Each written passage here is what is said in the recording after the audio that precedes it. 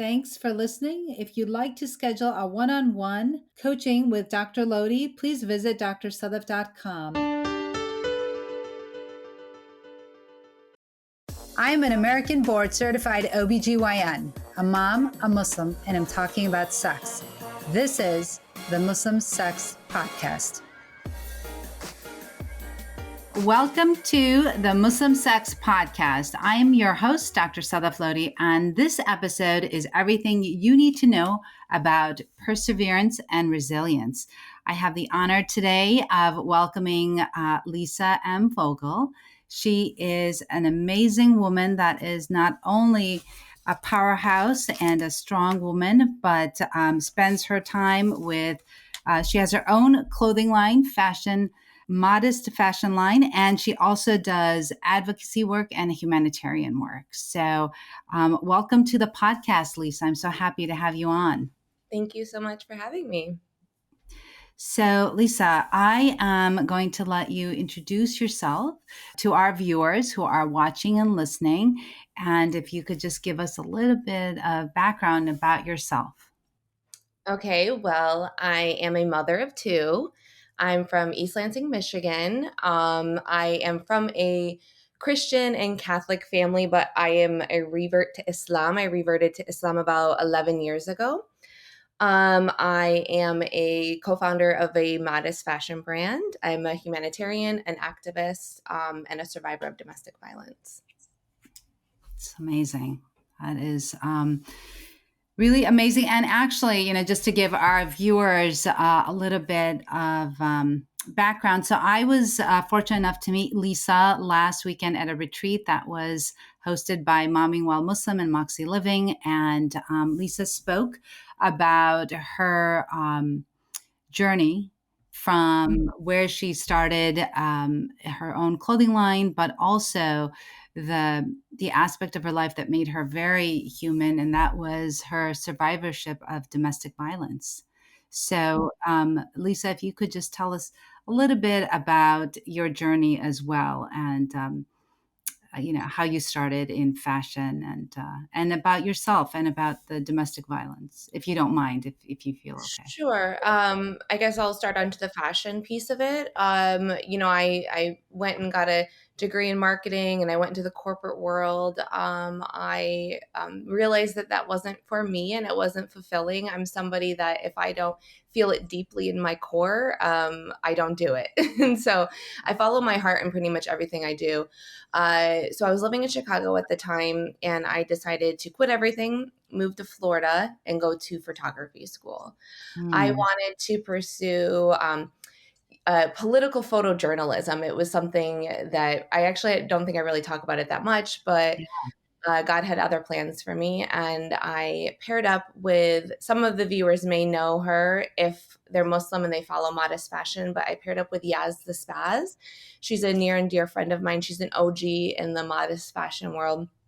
And we paired up while I was still in photography school.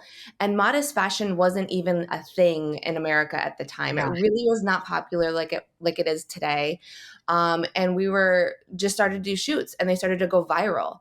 From there, we became a really great team. And we started working with companies and magazines overseas. And we were flown overseas to do work and everything.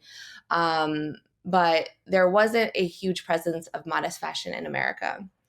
Fast forward, I get married, she gets married, and I settle down with my photography career because I now have a child and I can't be traveling like I was. And especially when I was on baby number 2, like it just didn't, it was difficult.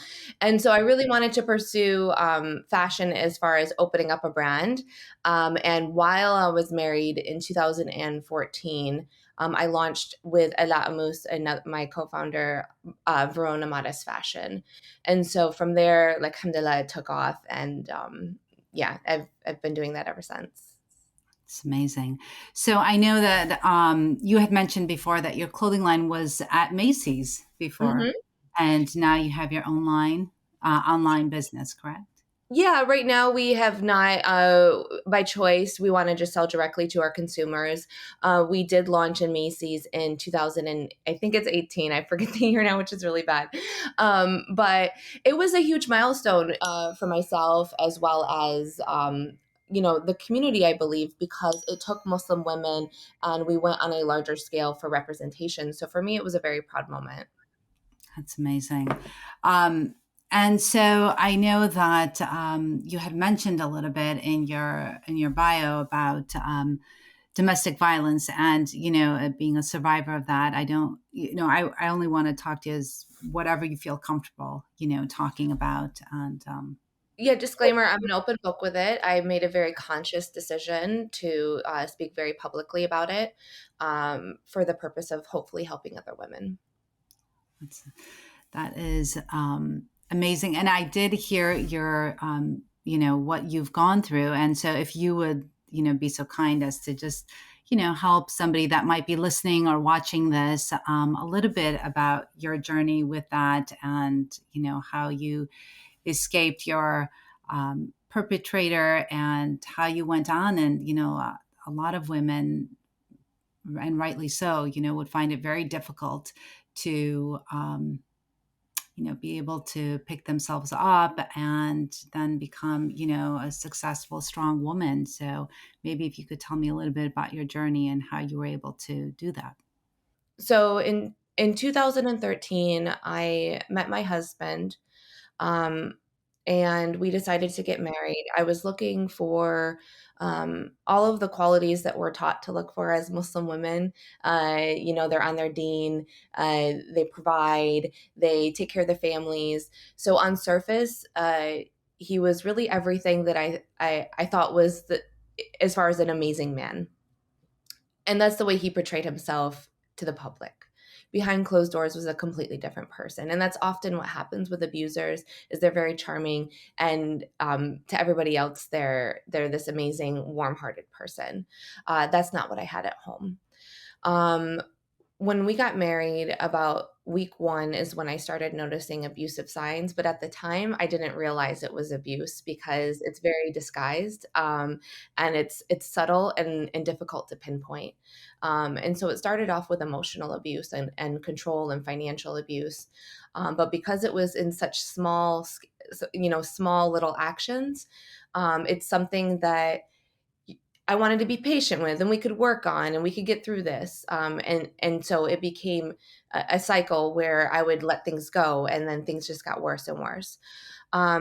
Week one, I went out for a jog, and that's my me time, which we spoke about earlier. That my workout time is my self time, and I went for a jog, and I came back, and I had all these Pakistani clothes before going to weddings and everything, and he gave them all away just within the hour that I went. And I was like, "What happened to all my clothes?" He's like, "I don't want you wearing these." And I was so upset because it cost me so much money. I loved Yeah. them. This one sari that I was like in love with, like that it's just things that you can't necessarily replace. So I was very upset, but I let it go because I didn't want to create a bigger problem. So I let it go. A few weeks later, the first instance of a very angry episode. We were driving up to ICNA in Connecticut, and he exploded, and veins popping out of his neck, screaming at the top of his lungs, driving recklessly, and I didn't even know what had happened or what had sparked his anger. By then, I was actually already pregnant. I had just found out I was pregnant, so I got pregnant right away in our marriage. And that's the way the marriage continued for about a year. No physical abuse, just extreme verbal and emotional abuse. I was becoming depressed, more and more depressed. But I don't think I was knowledgeable enough to say, yes, I'm in an abusive marriage. Because again, what happens is there's an abusive episode, there's the remorseful stage, and then there's the honeymoon stage where they feel sorry, they won't do it again, they'll get help, they'll work on themselves, and then they'll do something like sweep you off your feet. And so you decide to forgive, and then each time they do it, you're broken down more and more every time, and you become more and more weak. And that's how people get sucked into the cycle of abuse. I gave birth to our first child. His name's Ilias, and 2 months after the birth of him was the first time that he hit me, and he knocked me to the ground. And that was the start of the physical abuse. And I just remember crying my eyes out, and he didn't talk to me for 2 days, and he made it seem as if I did something to him. And so the irony of it is that he would be abusing me, but I'd be running to him. And so Yeah. that's what they do. They break you down so much that you think that you need them, even though that they're beating you up emotionally and physically, but you feel like you can't live without them. Mm. So the physical abuse, of course, only got worse. I had endured my head being slammed to the wall, knocked to the ground, strangled. I did lose a baby during my marriage with my third child. I um, drove So myself to sorry. the hospital bleeding. I drove my two children to my sister-in-law who was living around the corner while bleeding. Dropped my kids off and drove myself to the hospital. And um, he came to stop by to see me, and then left me in the hospital that night alone. So I just remember that night looking at the wall and thinking, how did I get here? Like, it's like you wake up one day and then you don't know how you get there. And I knew I had to leave, but I didn't have the strength then. So it wasn't until about a month or two later that I finally had had enough. And I waited till he went to work. I called some friends. One friend had already knew about the abuse. She was local, and that was my business partner. She and her husband had known about it. And I said, I'm going to leave. It's time to leave. And I always say that victims always remember the first time they were abused, and they always remember the last time. And then they said, this is enough. And so I'll never forget that day. And I packed up the car and I drove from Dallas to Orlando, Florida. And I started a new life. I did, he begged me back. But this time I decided not to go because I did leave many times, like many other victims do. And so I said, I'll give you 1 year. You can get help, and the kids and I will stay in Florida and be safe. And if you don't change, then I'll divorce you. If you do, then alhamdulillah, but I'm glad I made that decision because that year, he didn't change. And he did get help, and he did provide for me and the children for that year. But his anger never went away. And so I knew that this was something that he was going to have for the rest of his life unless he made a conscious decision that he knew he needed to change. But I did decide to divorce a year later. It's amazing. Um, Thank you so much for sharing that with us. That's it's really difficult, and it's very hard to. I can't even imagine what you were going through. It must have been so awful. How did you tell your family or tell your community? How did you? I'm wondering, like, what what was that strength that you found? Like, how did you find that strength to finally say enough is enough and decide that you were going to leave? Because as you were saying, perpetrators are very manipulative, they're very charming. It's very hard to, and I'm sure at some point the reason why perhaps, and I don't know, it's you will obviously, you'll let us know, but you perhaps you thought that you don't want to break up a family, and things like that. So what finally gave you that strength to stand up and say no, no more? SubhanAllah, it's actually ironic that you said I may not want to have broken up a family because the reason why it's ironic you said that is the family, the brother and sister that took me in. He's a dear friend of mine. He was one of the first people I called. Him and his wife took me in. And the next morning, because obviously I had to stay with somebody. So the next morning when I woke up at their house, I was sitting at the breakfast table and I said, I broke up a family. That guilt was on me. Like, could Yeah. I have been patient while he changed? Could I have done something different? And he said to me that I'll never forget. He said, you didn't break up a family. His fist broke up a family. And that suddenly was, I think, the start of my brain being rewired, because we are completely brainwashed by abusers to think that it's our fault and everything. We asked for the abuse. If we would have done something differently, he wouldn't have gotten so angry. And so that was the start of me thinking differently. As far as my family, I kept it from them even 6 months after I had left. I was so afraid of creating a stereotype that brown men or Muslim men beat their wives, because it's so sad, the stereotype that goes around, when in fact statistically 1 in 3 women in America, and they're definitely not all Muslim because 1% of that's one Muslim, 1 in 3 women in America are victims of abuse. So I didn't want to take a stereotype and make it worse, and my family would be like, see, this is what happens. So I was afraid of that. Thankfully, they were very supportive of me, and that's not what they told me to my face. Yeah. So, but that's what helped me. That's what held me back from speaking out to my own family.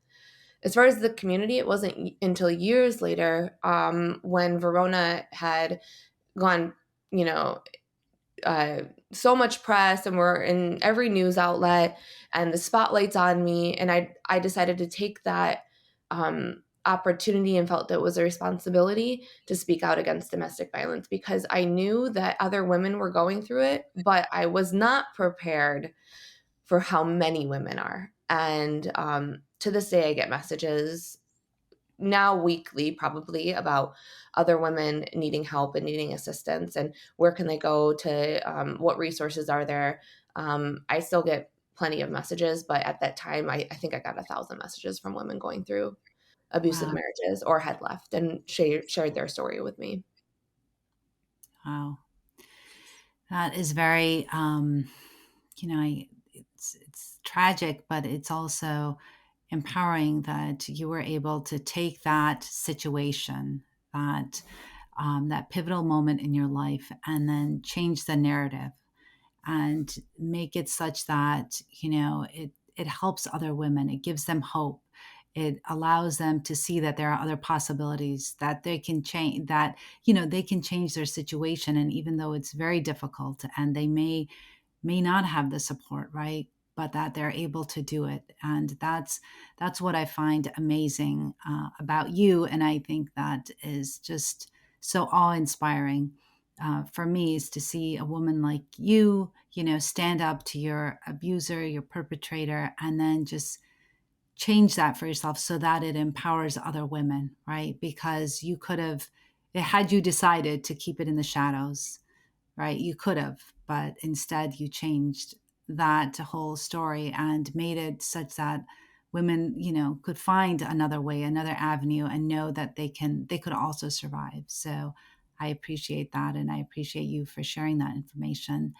Um, I'd love to hear about the advocacy work that you're doing right now with this, as it applies to domestic violence. Um, well, I'm working on a massive project at the moment, and but which I'm hoping to go public with in about 6 months. So I'm really hopeful that inshallah will help a lot of women.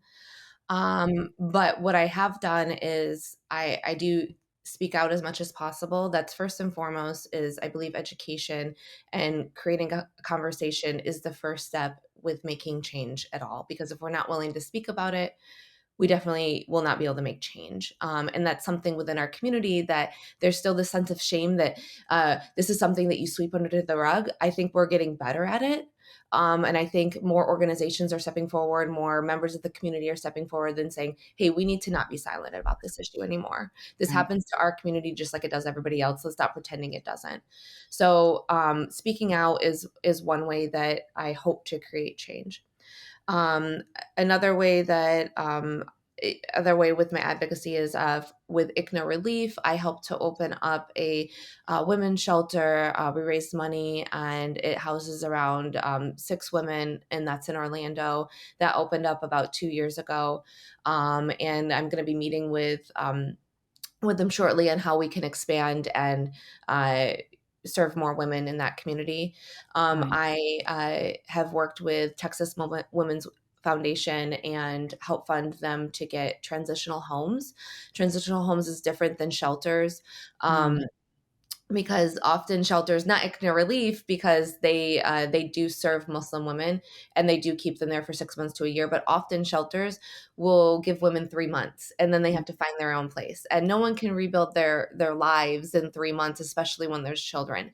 So transitional homes is very important because it gives a woman a long-term home where they have time to get on their own 2 feet financially, get a new job, maybe further their education.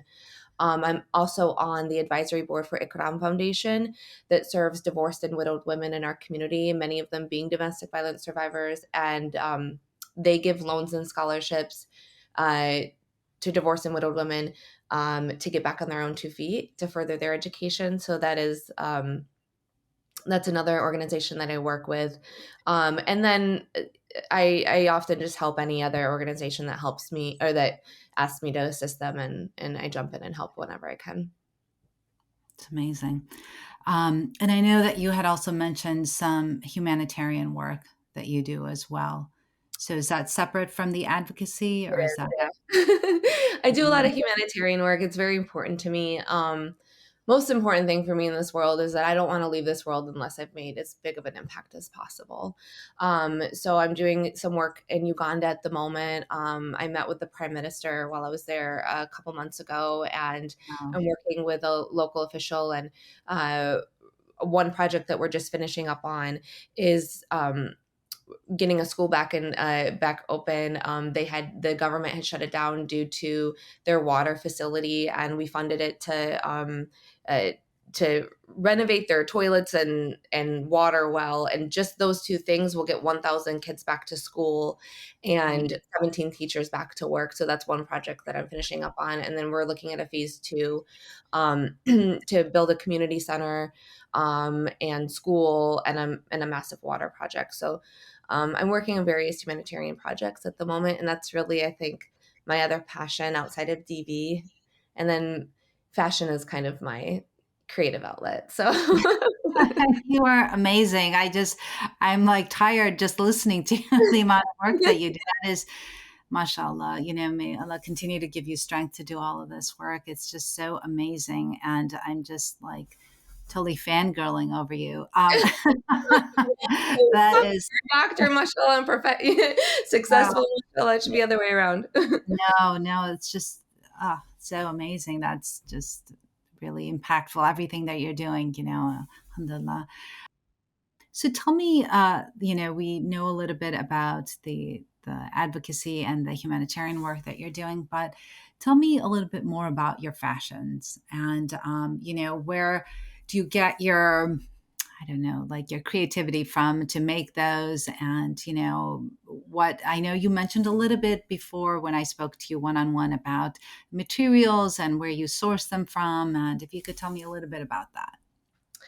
Well, Ada and I, we opened up Verona initially to give Muslim women the pride, the strength and pride to be, to not back down and, hold your head up high if you choose to wear the hijab, because obviously there's so much Islamophobia and there's so much information about the hijab and Muslim women and that we're forced to wear it or it's an oppressive garment. And I think I'm like the perfect example, as no one's forcing me to wear this. I chose to put it on. I'm not married and I'm keeping this on. It's my Muslim identity. I wear it with pride. So when people see me, they know I'm a Muslim woman. So this is something that I wear, very pridefully. And so we wanted to give Muslim women who chose to wear the hijab that confidence to be who they are and not back down. That was our biggest mission. And then secondly, it's also, we wanted it to make it more convenient for women that wanted to dress more modestly. And it may not necessarily even be a Muslim woman or maybe a Muslim woman that doesn't wear the hijab but likes to dress more modestly. And they couldn't find these options of, as you know, there's requirements with hijab where it has to go down to the wrist and down to the ankle. And then if you look elsewhere, you have to pair all these pieces and it's difficult and it doesn't look good Yes. once you pair it all together. And then it No, becomes it doesn't. yeah. So we wanted to fulfill that need for our sisters. So that's really our social mission. And as far as inspiration and designs, I can't really tell you exactly where it comes from because I just have a creative idea and we start and we put our line together. So like for instance, we're about to release our basic line, and it's like basic pieces, with like basic dresses, kind of everyday wear. And after that, we'll be launching, our spring line, coming up in, February. So February, March. Well, I'm looking forward to that. Do you have like say like a work line or like, the business casual line? Do you have that as well? Yeah, we have a lot of suits and two pieces that are you can dress up or down. You can wear it to the office or a nice night out. So business Mhm. casual. We have a lot of those pieces right now. We're building our line back up because COVID really hurt us. Um, Factories were like shutting down left and right, and then they'd open up, and then 3 weeks later they shut down. So it was so hard to pump out productions, but we're slowly building our line back up. And so if you were to go to our site, it looks like we have just a small line, but slowly but surely it will get back to where we were. Awesome. So tell me if, say, if somebody, who's listening or watching, if they wanted to, say, be a part of your advocacy or your humanitarian work that you're doing, if they wanted to donate, where could they go to do that? They could donate at Muslim Aid USA, or if it's organizations that I work with for domestic violence, Texas Muslim Women's Foundation is a great organization. I'm speaking at Noor Family Services in Atlanta this week, next weekend, excuse me. They're a great organization as well. I also work with ICNA Relief and the Ikram Foundation here in DC. So those are all really great organizations to support. I think it's so just, I know I keep using the word amazing, but I just think that's what you are. You donate your time, you give so freely, and, you, I'm sure, are not free. Like, I know your calendar is booked and you're super busy, and especially with two little kids, right? So, how old are your children? 7 and 8. They're two very active boys. So yeah, Yes. they're the full-time job for sure. Yes, yes. So I know, being a mom of three, that it's a lot of work. So you make it look easy, but it's not. I do my best. Like I'm not going to act like I'm a perfect mom or a perfect like I make mistakes just like everybody else. Motherhood is not easy. There's no handbook to it. Yeah, And I try to be very open about that I'm like, look, I have flaws. I don't I really am anti making social media as if I'm this perfect person. Like we all like to have this perfect image out there of ourselves, and I really try to not be that person online. I really do try to be the same person online as I am at home. And so I yeah. show my mistakes. I show how crazy my kids are. And like, I think I sent my kid to school with like a shirt on backwards. Like, so like, yes, I do a lot, but sometimes I'm all over the place. So I do my best. Yeah, that is great. So, Lisa, I know that you and I were talking about, what happened and what finally pushed you to make that decision. I know you said you were in the hospital, you were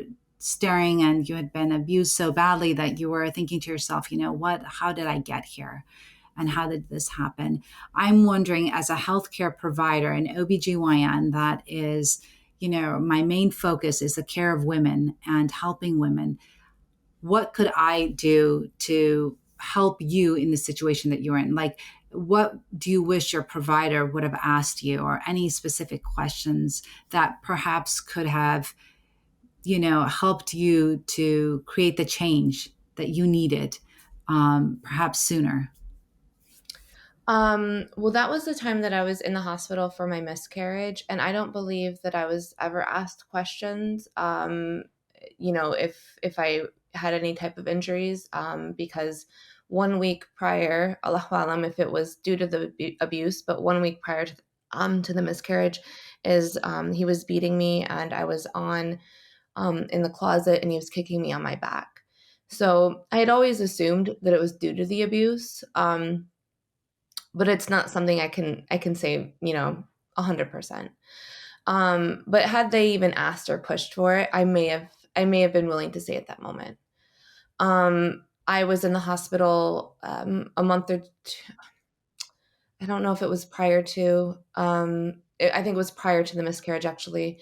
I was in the shelter. I had escaped and gone to the shelter, and then I had went back. But while I was in the shelter, I had to list out the physical abuse that I endured during my intake.